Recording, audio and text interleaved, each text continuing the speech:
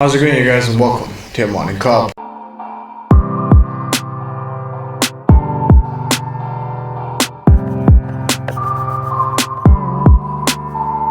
Now we need to talk about the entire situation that's happening in India regarding the pandemic and how the world is finally coming to India's aid, just like India did in the first place.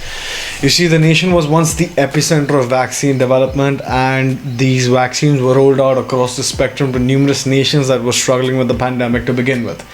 Another very essential thing that we noticed was that most of the nations that were receiving this vaccine from India were essentially in deep trouble on their own accord. They couldn't either manufacture vaccines or couldn't afford to bring in the amount of vaccine that was needed to make sure that there was herd immunity in place.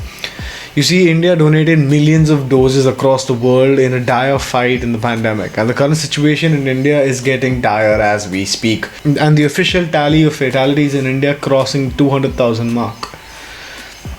Now, this is gut-wrenching and heartbreaking, and every single news source that you come across is going to tell you the fact that people are dying on the streets, people don't have hospital beds, and there's nothing that people can do, because the hospital and the medical system is so completely overwhelmed at this point in time that we are at the liberty of the pandemic, if you will.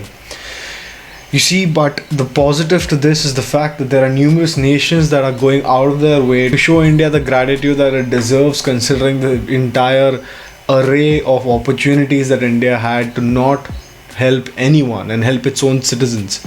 But India didn't do that. It went out of its way to contact the global community as a whole. The entire community benefits from the vaccine that India was developing. Russian President Putin called PM Modi, assured full support to India to deal with the COVID crisis. Russian Foreign Ministry stated that a large batch of medical aid will be sent to India, which would include oxygen concentrators, lung ventilators, and other necessary supplies and drugs.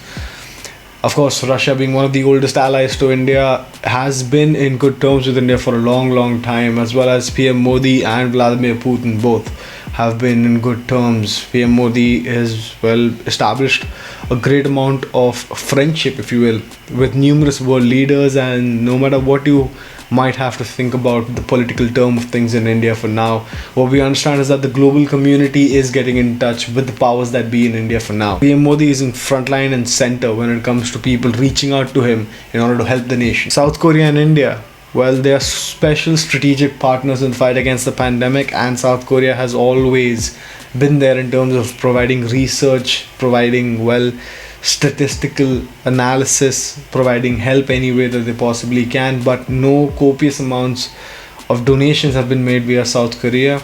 More logical and more developmental donations have been made, more amount of information has been shared, so that has its own place, and some would argue that that has a more significant place than any other. Of course, immediate relief is going to be greater for the immediate procurement of these necessary medical supplies, considering that they're running extremely short. And South Korea, with any and all assistance that it's currently providing India, without a doubt is going to be in the good light of things when it comes to the future.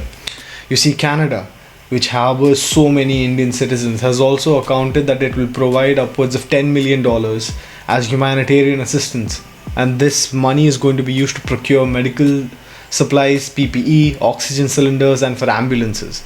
And now these funds are going to go through the Canadian Red Cross to the Indian Red Cross, and that's how they're going to be distributed across India based on the requirements that the Indian Red Cross deems fit.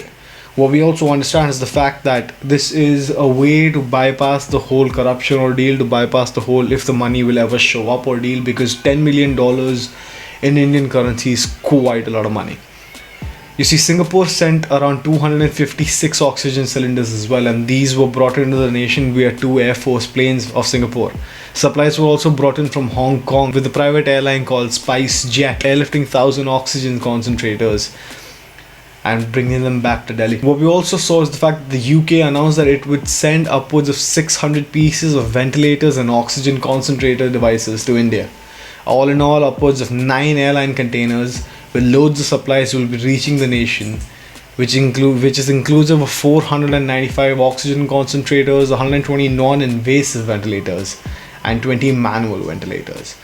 You see, oxygen concentrators, oxygen cylinders, ventilators, these are all in extensive demand as of now, because this new wave that we are currently enduring in India has devastated the nation. We are looking at mutations of the coronavirus that were earlier not seen, and because of which we are not used to it.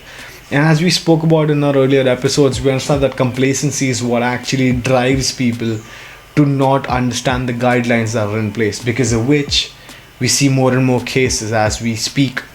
You see, the overwhelming support of the global community states that no good deed goes unnoticed. We've always heard that, but it always is true.